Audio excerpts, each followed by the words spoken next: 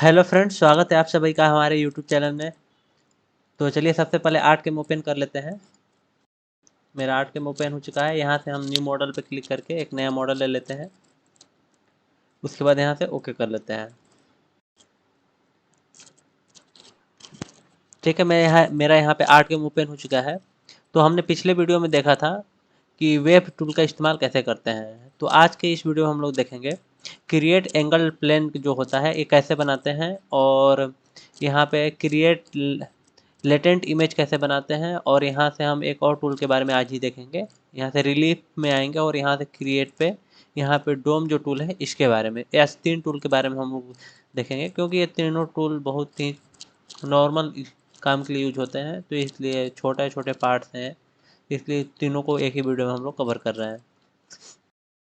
तो चलिए सबसे पहले हमको यहाँ पे एंगल प्लेन को समझने के लिए हम पहले 2 रेक्टेंगल बना लेते हैं, या आप स्क्वायर भी बना सकते हैं। तो हम यहाँ पे 2 रेक्टेंगल बना लेते हैं। पहला हमने बना लिया, ठीक है। उसके बाद यहाँ पे क्रिएट पे क्लिक करके इसको क्रिएट कर लेंगे, और यहाँ से आपको ऑफसेट वेक्टर्स पे क्लिक करके एक 40 mm अंदर, यहाँ पे ऑफसेट डिस्टेंस 14 mm, उसके अंदर आपको ऑफसेट पे क्लिक करके एक ऑफसेट बना लेना है। तो यहाँ से देखिए, अब हम जो आउटवर्ड मेरा वेक्टर है इसको सिलेक्ट करेंगे। सिलेक्ट करने के बाद आपको यहाँ पे क्रिएट एंगल प्लेन पे क्लिक करना है, ठीक है। यहाँ पे क्लिक करने के बाद आपको देखिए यहाँ पे 2 ऑप्शंस मिल जाते हैं। इसको थोड़ा हल्का सा रोटेट कर लेते हैं, फिर देखते हैं। यहाँ पे क्लिक करने के बाद आपको देखिए दोनों साइड ऑप्शन मिलते हैं। एक इस साइड भी अपवर्ड डाउनवर्ड करने का ऑप्शन मिलता है, और एक इस साइड भी मिलता है। और इस सेम चीज़ को हम यहाँ से भी जेड में जो हाइट है, ये फर्स्ट मतलब प्लेन के लिए है। जो फर्स्ट पॉइंट है इसके लिए यहाँ पे हाइट डालेंगे, और जो सेकंड पॉइंट है इसके लिए यहाँ पे हाइट डालेंगे। और दोनों का एक पोजीशन हमको यहाँ पे एक्स और वाई डायरेक्शन के साथ लिखा हुआ है, ठीक है। और इसमें कोई एक थर्ड पॉइंट हम बनाना चाहते हैं खुद से, तो हम यहाँ पे यूज थर्ड पॉइंट का करके एक नया पॉइंट भी बना सकते हैं। तो हम यहाँ से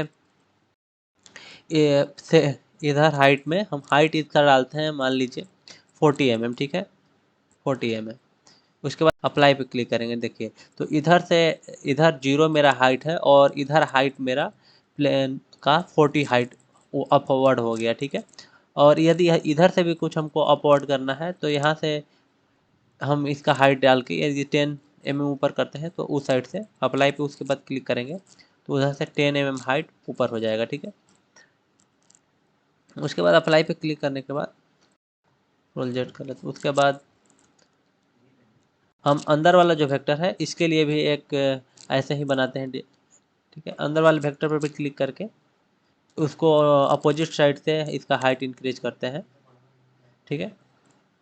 तो हम यहाँ पे हाइट इसका ले लेते हैं, मान लीजिए इधर से 30 ले लेते हैं इधर का हाइट, ठीक है। और इधर का हाइट इधर से 10 ले लेते हैं, ठीक है। अप्लाई पे क्लिक करते हैं, सॉरी माइनस में लेना पड़ेगा हमें, तो माइनस इसको 30 ले लेते हैं। अप्लाई, देखिए इधर से हम कम करेंगे, इधर इधर से कम कर देते हैं हल्का सा। इधर हम मान लीजिए -20 कर देते हैं। अप्लाई, ठीक। तो अप्लाई पे क्लिक करने के बाद आप यहाँ से देख सकते हैं, देखिए इस तरह से हम लोग एंगल प्लेन यहाँ से बना सकते हैं, ठीक है। कोई भी आप इस तरह से अगर प्लेन को डायरेक्टली मूव करना हो तो हम लोग इससे कर सकते हैं, इस वाले एंगल प्लेन वाले से टूल से। तो आप समझ गए होंगे कि इस टूल का इस्तेमाल कैसे करना है। उसके बाद हम लोग देख लेते हैं यहाँ से, इसके बाद यहाँ से हम इसको ऐसे ही रहने देते हैं, और एक यहाँ पे हम सर्कल बना लेते हैं, ठीक है। एक सर्कल क्रिएट कर लेते हैं, क्रिएट सर्कल। उसके बाद और एक और सर्कल बना लेते हैं यहाँ से, ठीक है। क्रिएट एक और एक्स्ट्रा सर्कल बना लेते हैं छोटा सा, क्रिएट, ठीक है। इसको थोड़ा दूर रखते हैं, ठीक है, ठीक है, ऐसा कुछ। और इन दोनों को कनेक्ट कर देते हैं कि स्क्वायर मतलब रेक्टेंगल से, ऐसा रेक्टेंगल बना लेते हैं, क्रिएट कर लेते हैं। और इसको हल्का सा यहाँ से ट्रांसफॉर्म पे क्लिक करके इसको 45 डिग्री से रोटेट कर लेते हैं। ठीक है, रोटेट करने के बाद इसको पकड़ के ऐसे रख लेते हैं। ठीक है, और इसका एक कॉपी ले लेते हैं, Ctrl+C भी, और इसको इसका भी एंगल हम 90 डिग्री से इसको घुमा देते हैं। ठीक है, अप्लाई। तो इस तरह से बना है, और इसको पकड़ के हम यहाँ पे ऐसे रख लेते हैं। इसका साइज थोड़ा सा छोटा कर लेते हैं। ठीक है, इस तरह से।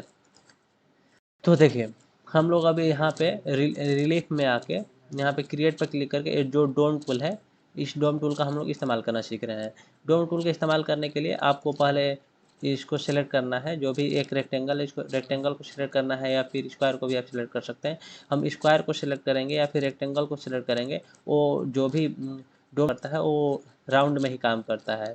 ठीक है, तो यहाँ पे डोम टूल पे क्लिक करेंगे। देखिए, जैसे इस पर हमने किया, इसका जो डायमीटर कितना है, यहाँ पे लिखता है हमको, इसका डायमीटर इतना है 206 mm, और इसका सेंटर, यहाँ पे हमको सेंटर दिया हुआ है, जो डोम बना है इसका सेंटर, और इसका डायमेंशन दिया हुआ है। ठीक है, मैक्सिमम हाइट यहाँ पे दिया हुआ है 103 mm है इसका, और इसका रेडियस भी 103 mm है। यदि हाइट यहाँ से हम लोग कम करना चाहते हैं तो यहाँ से कम कर सकते हैं। हम मान लीजिए हाइट यहाँ पे हम 50 देना चाहते हैं, तो इसको 50 कर सकते हैं। ठीक है, यहाँ पे अप्लाई करते हैं।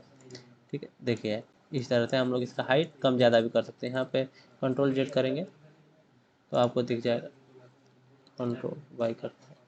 ठीक है, देखिए यहाँ से इसको सेलेक्ट करते हैं। पहले सेलेक्ट करने के बाद यहाँ से हम लोग रिलीफ में आके, यहाँ पे क्रिएट पे आके, यहाँ पे डोम टूल पे आ जाएंगे। देखिए बाय डिफ़ॉल्ट यहाँ पे देखिए टाइप्स ऑफ डोम के यहाँ पे हम लोग ऑप्शन मिलता है, इसमें कि एक मेल होता है, एक फीमेल होता है। ठीक है, मेल पे यदि रहता है तो वो अपवर्ड में आता है, और यदि हम फीमेल पे क्लिक करते हैं तो वो डाउनवर्ड में अंदर की तरफ जाता है। ठीक है, और उसके बाद आपको यहाँ पे ऑप्शन मिल जाता है कि ऐड का और दूसरा मर्ज का, मतलब जो भी एक डिज़ाइन दूसरे को कट करता रहेगा उसे मर्ज हो जाएगा। ठीक है, यहाँ से हम लोग कम ज़्यादा कर सकते हैं। इसको हम हाइट यहाँ से मान लीजिए 50 दे लेते हैं, यहाँ से 50 कर लेते हैं। कम करना है हाइट तो हम हाइट यहाँ से कम कर सकते हैं। ठीक है, उसके बाद यहाँ पे अप्लाई कर लेते हैं इसको। ठीक है, उसके बाद रिलीफ पे आके यहाँ से डोम टूल पे आके इसको सेलेक्ट कर लेते हैं पहले। यहाँ पे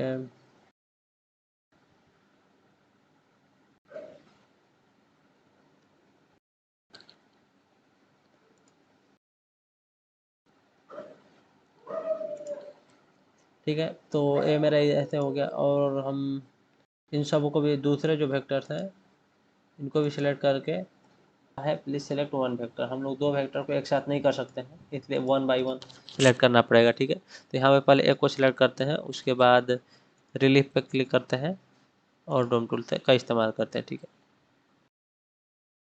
उसके बाद यहाँ से अप्लाई कर लेते हैं। सेकेंड वाले ऑप्शन पे जाते हैं, इसको सेलेक्ट करते हैं। ठीक है, अप्लाई कर लेते हैं। उसके बाद आप देख पा रहे होंगे इस तरह से मेरा 3 बन चुका है। और हम लोग डायरेक्टली इसको कर सकते हैं, यहाँ से आके इसको राउंड पे क्लिक करके यहाँ से राउंड दे सकते हैं, हाइट फुल, तो राउंड हो जाएगा। और इसको यहाँ से नीचे से मर्ज कर देंगे ताकि जो उठ रहा है वो बराबर हो जाएगा, और इसको अप्लाई कर लेंगे। ठीक है, और सेकंड वाले को भी यही काम करके राउंड पे फुल अप्लाई। ठीक है, तो इस तरह से एक मेरा देखिए ऐसे टाइप में एक डिज़ाइन बनता हुआ दिख रहा है आपको। ठीक है, तो इस तरह से हम लोग इस्तेमाल करते हैं डोम टूल का। आई होप कि आपको भी समझ में आया होगा ये दोनों टूल अच्छे से। तो आज के लिए इतना ही, बाकी देखेंगे नेक्स्ट वीडियो में। यदि वीडियो पसंद आया हो तो वीडियो को लाइक करें, शेयर करें, और चैनल को सब्सक्राइब जरूर करें।